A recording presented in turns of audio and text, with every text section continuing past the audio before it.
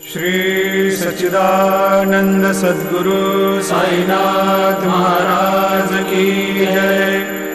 जोडोनिया कर चरणी ठेविला माथा, परिसावे विनंती माझी पंढरीनाथा। असो नसो भाव आलो तुझिया ठाया, कृपा दृष्टी पाहे मजकडे सद्गुरु राया। अखंडित सावे ऐसे वाटते पायी, सांडोनी संकोच ठाव थोडासा देई।